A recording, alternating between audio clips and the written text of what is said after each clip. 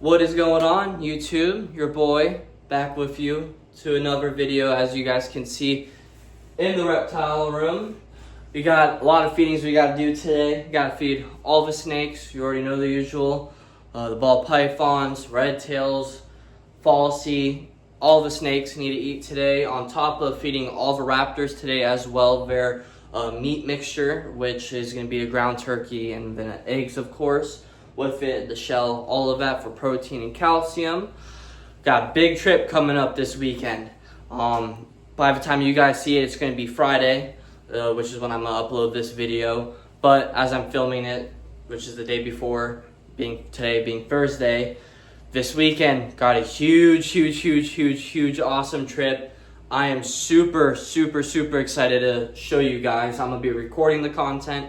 I'm gonna be recording the whole time. I'm actually bring a friend along. He's gonna help me record while I do some pretty cool stuff, which I am very excited to show you guys. But that's not today's video. Today we gotta take care of a bunch of the animals so that they're all nice and fed, bellies are full, and they're all good while I'm gone for the weekend. So if you're new to the channel and you haven't already, make sure you subscribe to this channel, like, comment, turn on those notifications so you know when I upload, because I'm starting to stay consistent with content finally, and I promise you, I told you I'm going to stick by my word with that. So if you haven't already, subscribe, stay tuned with the channel, and let's start feeding some animals. You make yourself more than just a man. If you devote yourself to an ideal, then you become something else entirely.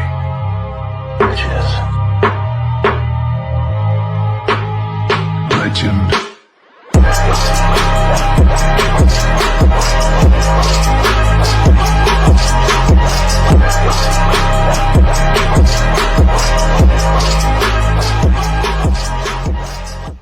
So first animals we're going to start feeding before we get into the snakes are the monitor lizards, because I'm actually going to be putting the monitors in totes for now, for the current moment, when feeding them the meat mixture. Specifically because I've noticed the last couple times I've been feeding them, such as Toothless, Venom, and when you guys see Joker, you're probably going to notice that he has carpet back in his enclosure, not mulch or bedding, specifically because when I've been watching these monitors eat their meat mixture that I give them, I noticed that they will eat the mulch too, because it gets mixed in. For those of you who don't know, raw meat is very sticky. It'll stick to the dirt, it'll stick to the mulch. Last thing I need is for these animals, especially them being babies right now, it's not even close to their potential full growth and being an adult. Last thing I need is for them to basically get bloated in the stomach from mulch buildup in their intestines and their stomach, to where it can cause them to quite literally die. So we are going to avoid that by putting them in these totes when feeding them with the meat. Doesn't mean I'm going to be having them in the totes every time I feed them, but when it comes to feeding now, with the at least bare minimum, the meat mixture that I have behind the camera, I need to put them in the totes specifically so that their safety is secured. So, first one being Toothless, we're putting on the gloves. Those of you who don't know, Toothless is my female that I'm aware of. She's not fully confirmed, but I believe she's a female. Baby Asian water monitor, Varanus salvator, also nicknamed the Black Dragon because their morph is known to be all solid black, looking like a dragon. I'm gonna catch her real quick. I'm gonna bring her up to the camera for you guys so that you can see her, see how pretty she is, thanks for doing that. Seeing how pretty she is, seeing the reason why they call her black dragons. I'm gonna open this up. She's in her water right now. Come here. Let me try and get her out of the water.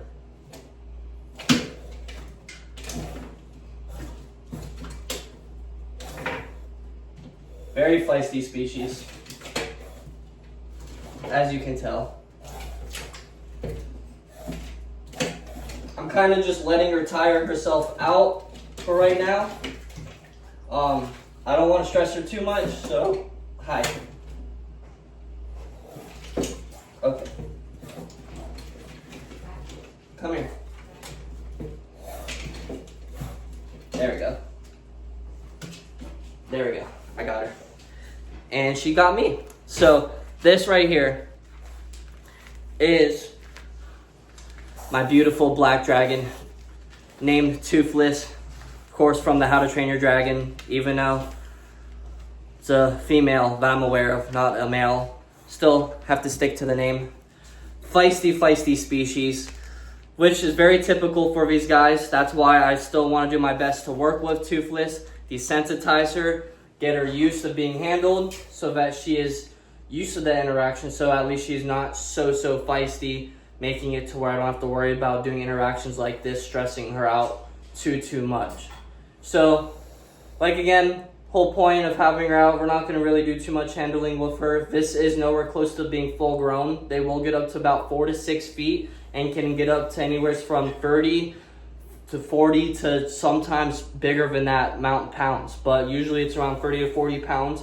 They can get really huge. Like again, this is the biggest lizard species you can have.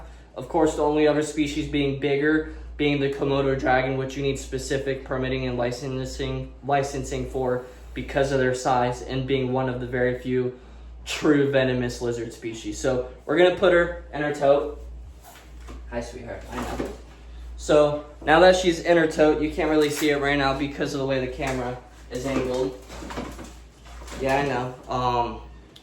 But I'm going to actually grab her meat mixture. I'm gonna move this tripod so you guys can actually see it. I'm gonna grab the meat mixture, put it in her cage, and move on to Venom, my black-throated monitor. Now that I have, her meat mixture, I'm gonna put it right here. She's still a little bit stressed out, so I'm actually gonna take her, move her over here to the side so that she's away from view, so that she doesn't worry about me, I don't worry about her. She can't jump out of that yet, she's not big enough to, so I'm gonna let her sit there and chill, then she'll realize that there's some food right here.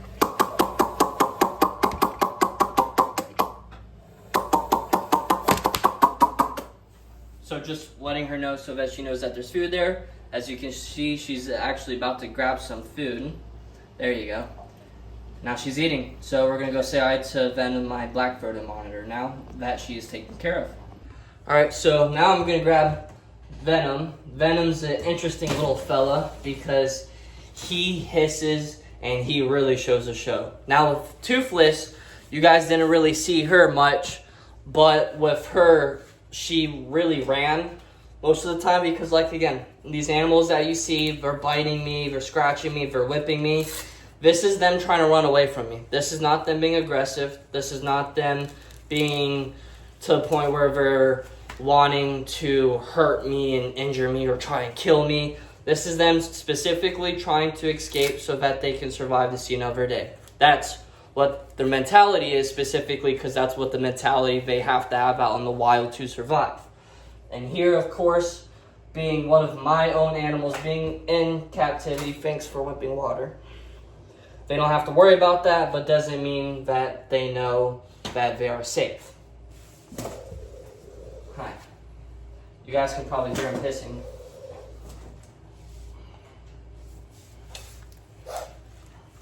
There we go. So this is Venom, my black-throated monitor. If you listen carefully, you can hear him hiss.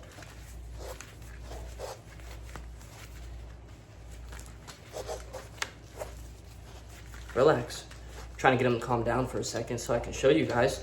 But this species is native to a place in Africa called Tanzania. Hi. They actually have a sibling species called the white-throated monitor. Now, of course, they get the name black-throated monitor because they have the all-solid black throat under their neck, or their whole entire neck is a solid black, I should say.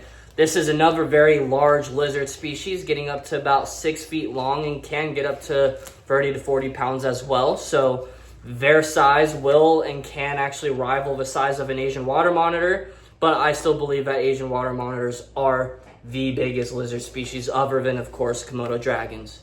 So, show them off. Hi, bud. Yeah, look at that. Look at that. Look at those teeth. Hi. All right. So we're gonna put them in this tote. I'm actually gonna put them, they'll be good in this tote. I'm gonna put them right in here.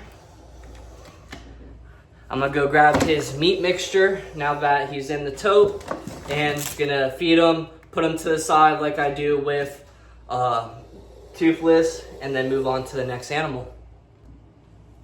And then this right here is my beautiful mangrove monitor, Turbo. She's actually my first ever monitor lizard I've ever owned, which she is very awesome. She's an amazing species. I absolutely love her. She's super cool.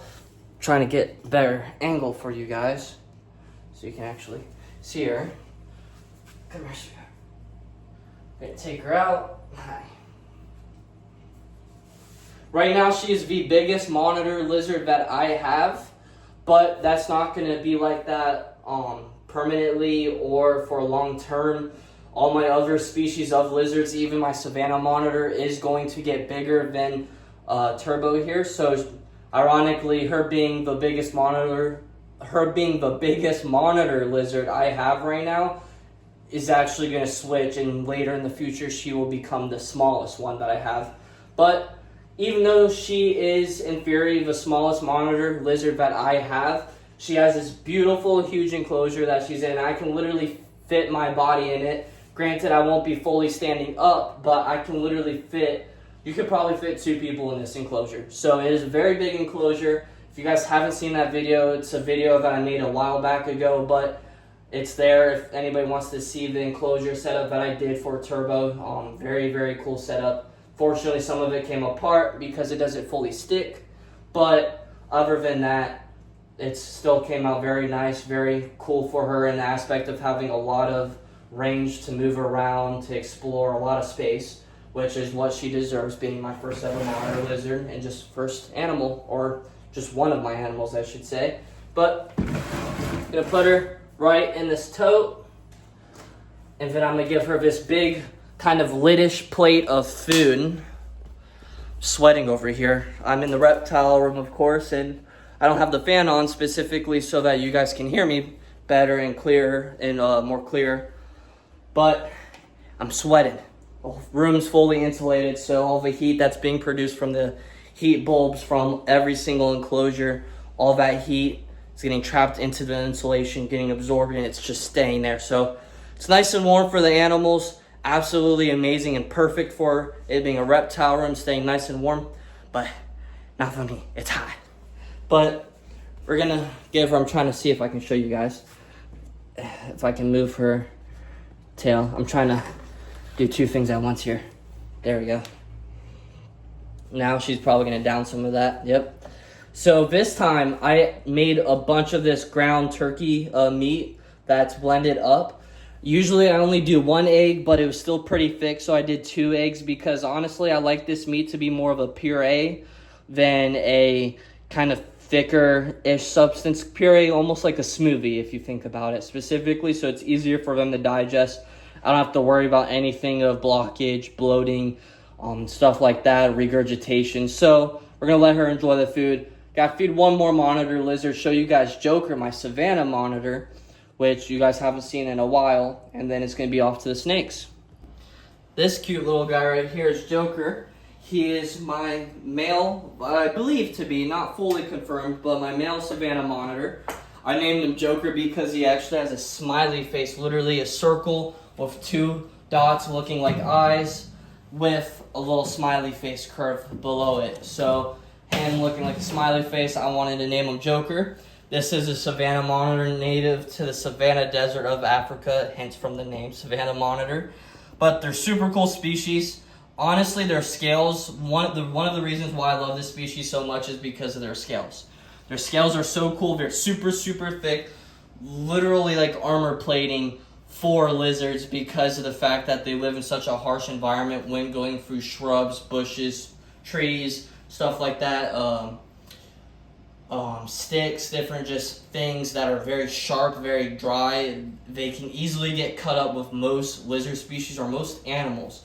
With Savannah monitors, they've adapted to that harsh environment, so their scales have naturally thickened to the point where even scorpions can't even pierce their stinger through the scales, which is pretty cool to think about. So we're gonna give him some of this meat mixture. Lately, I've noticed that he hasn't been eating it. So I'm gonna test this now that he's out. I want to see if he will actually eat it. He is a very shy lizard, as you guys can see from the way he postures, but maybe he'll actually eat it for us. Looks like he's interested. If not, it's not a big deal. I can still keep him on his insectivore diet, where it's basically crickets, worms, different stuff like that. But I really would like him to start getting to this meat because it's a lot of protein, a lot of calcium, a lot of stuff that's very good for him. It's naturally has some fat to it, which is great for just storage, just great for nutrients, but it's not heavy in fat to where he can get overweight. That's the lid, bud. That is the lid. Let go of the lid. And there's Splinter. Come on. Come on. Come on. There we go. There we go. Now you gotta let go of the lid. Come on. I gotta get bowls for these guys because bowls are easier than lids because, as you can see, they'll naturally grab onto the lid thinking it's part of the food. Come on. But you guys can't even see him. But as you guys can see, he's definitely wanting the food now, so we're going to let him enjoy the food and watch him to make sure he doesn't grab that lid. There you go. He'll let go.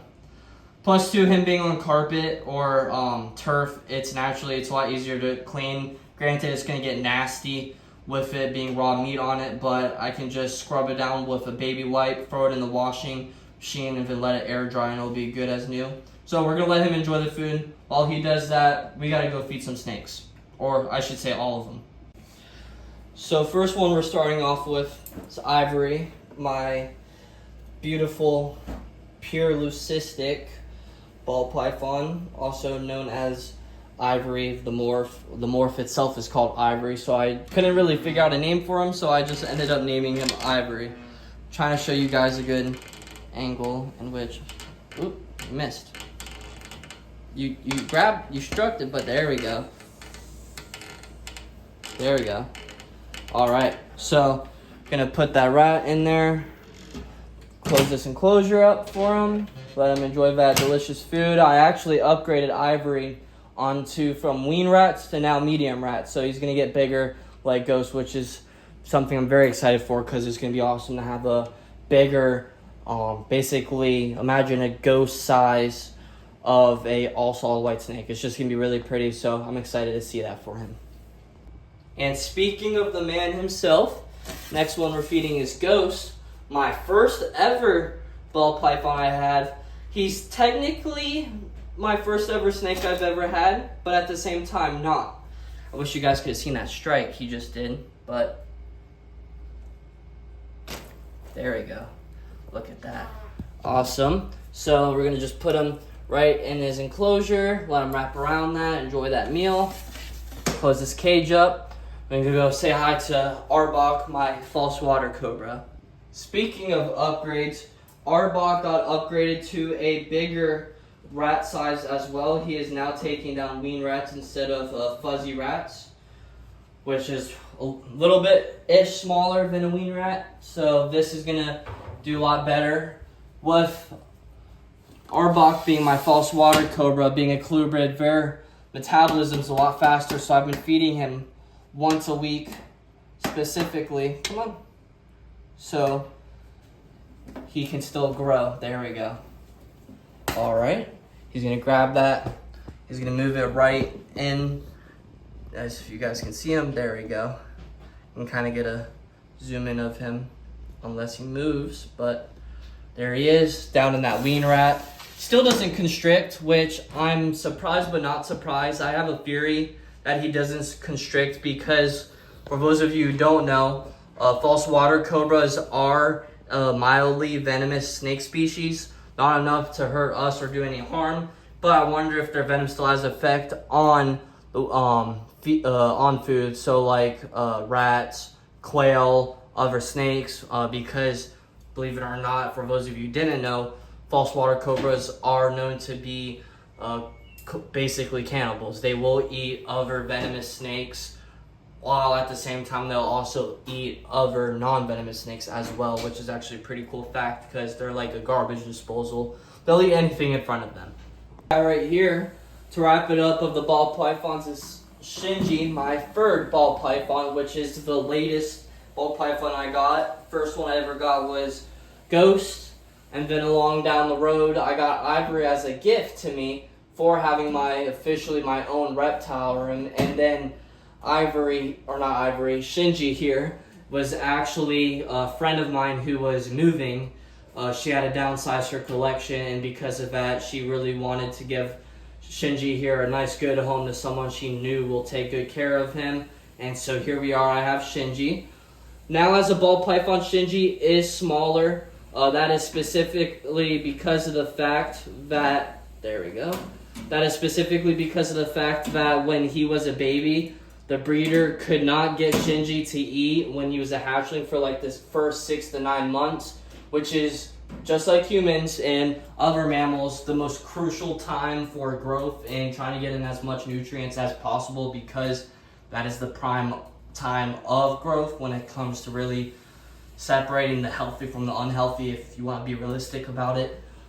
And unfortunately, Shinji didn't even eat, barely at all, during this first 6 to 9 months of him being hatched from the egg, and because of that, it caused him to have stunted growth. But that's not impairing him from eating, pooping, acting the way he acts, all 9 yards of it. He's super healthy, still good.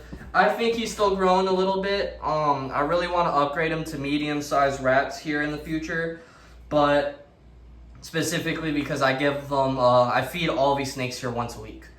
That's specifically because, I don't know why I keep saying specifically.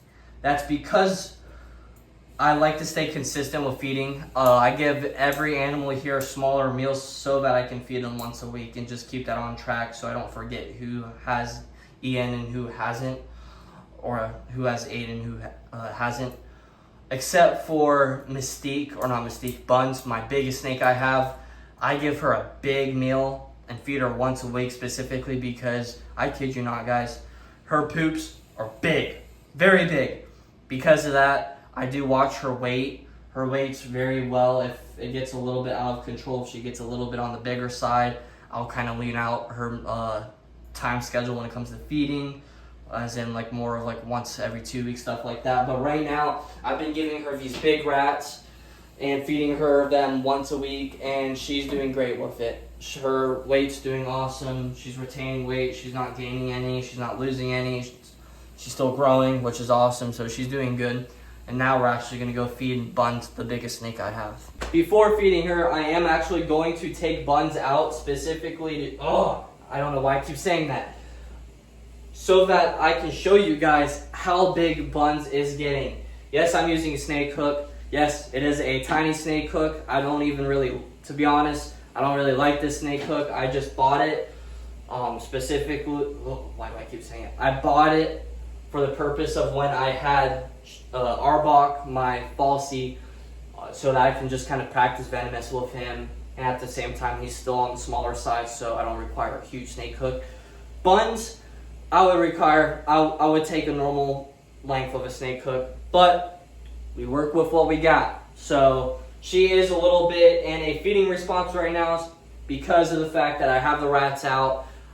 I have all the snakes that I'm feeding. She can sense it, she can pick it up, she can smell it, nostrils, her tongue, pick up the particles. I don't feel like getting bit by 5.5, 6 foot snake right now.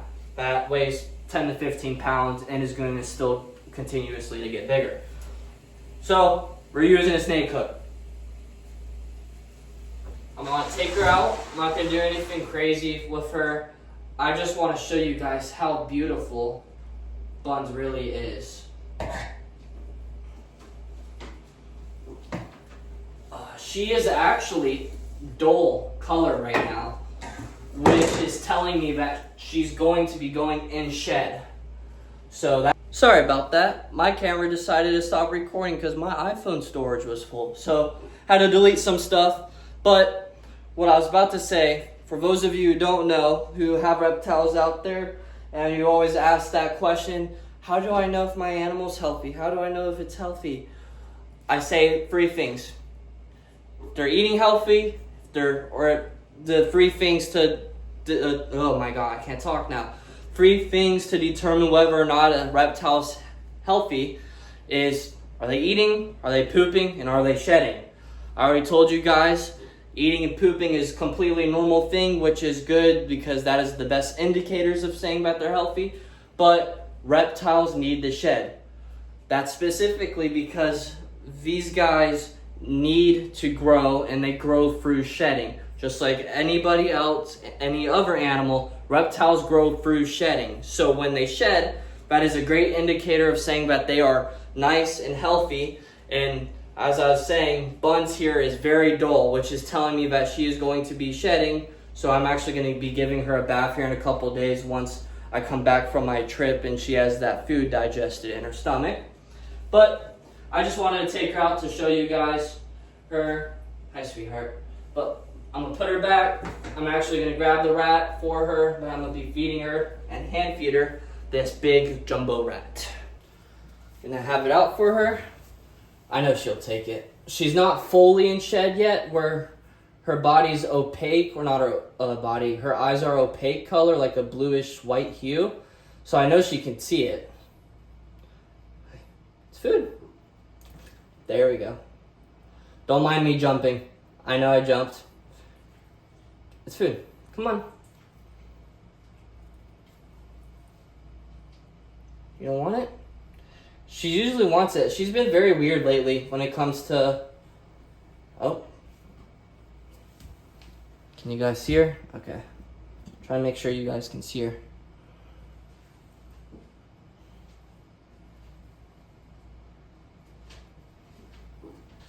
No? So, she's wanting it, but she's being skittish about it. Which is fine. Like, again, it could be about the fact that she's in shed. But I'm going to lay the rat right in her enclosure for her. I'm kind of actually going to put it right in front of her so that she can take it and eat it. She's still going to eat it even though I don't have it right in front of her for her to strike and constrict. So I'm going to just let her be and just let her relax and not worry about her, and she will still take it no matter what. And now that Mystique is out, I can feed her. She usually likes to hide under her water dish. There we go. Look at that perfect coil, constrict, wrap around. So Mystique is a red-tailed boa as well. Same exact species as Buns, the one I just showed you, just a lot smaller.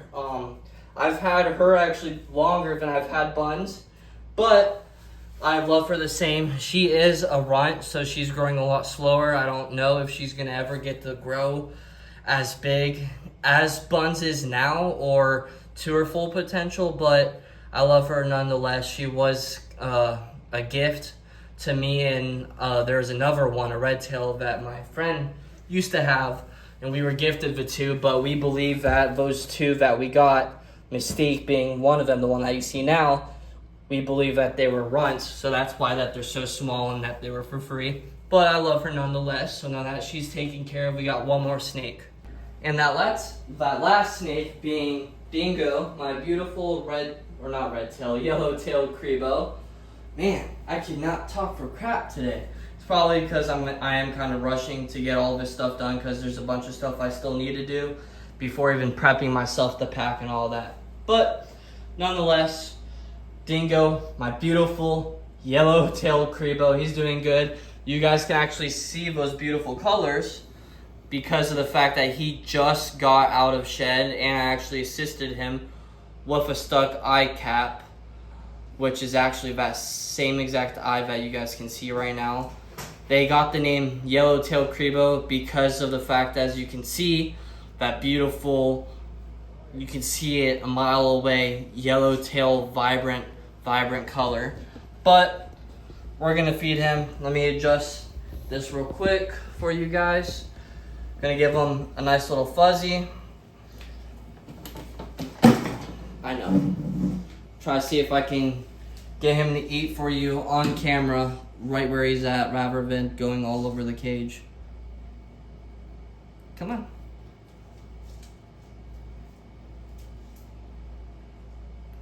Why are you acting weird? It's food.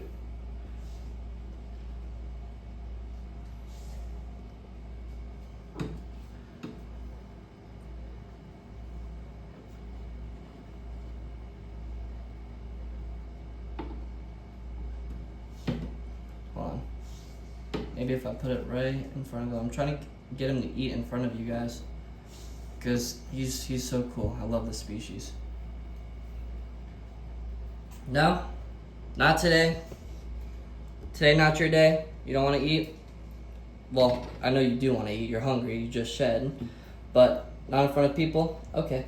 Well, I'll set it right there for him. I guess Dingo's being a shy little camera boy today. Alright guys. That's going to be the end of today's video.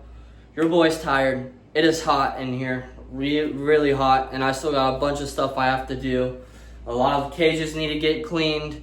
I gotta take out a lot of these trays that I put in the monitor cages, or not in the monitor cages. Just I got a lot of these trays I have to pick up the meat out of, move these totes, clean the totes. I got a lot of stuff I gotta do in here before I leave. And like I said, it's hot in here. I already said that, but Florida's getting ridiculously hot like it always does. There's no surprise there, but this room is not getting any cooler. But nonetheless, I thank you guys for watching. I appreciate you for watching the videos. Like again, if you guys haven't already, subscribe down below, like, comment what you guys think about the reptile room so far. There's a bunch of stuff that I need to do still in this reptile room before I even say that I'm satisfied with it. Granted, it's partially my OCD and my ADHD of it kicking in, but a lot of animals need to get upgraded. A lot more detailing needs to get done for enclosures. About to be working on Buns' enclosure once and for all here pretty soon for a nice good detailing work. Let's see what else. Toothless is getting bigger. You guys might have seen it, but Toothless is getting a lot bigger, especially her tail, which is typical for Asian water monitors, but she's not getting any smaller. She's going to need an upgrade here probably in the next 4 to 6 months, which I'm going to have to think about what I'm going to do for her. But I thank you guys. Please stay tuned. This next video, not this one that you're watching right now, but the next one is going to be awesome. It's going to be awesome. We're going to be doing a bunch of stuff. You guys are going to get to see a bunch of stuff on the YouTube channel. I'll give you a little sneak peek. It's on my profile picture. I'll let you guys think of the creativity, but next episode of the channel, we're going to have a lot of different animals that are on my profile picture of the YouTube channel. So like again, subscribe, comment. Thank you guys for your support. Thank you. If you haven't, please share this video. Honestly, that's something I really want to push, is trying to share videos. If you guys watching this video and you're really committed, share it with a friend. Share it with a family member. Share it with their friends and their family members, all of it. But I thank you guys for your support. I can't wait to show you this next episode, because this is my dream. This is my passion, what I want to do. And as long as everything goes well and nothing bad happens last minute, this next episode, guys, you're going to be seeing what is the future to come in this channel and what I really want to do about with this channel. So I'll see you guys on the next episode. Woo!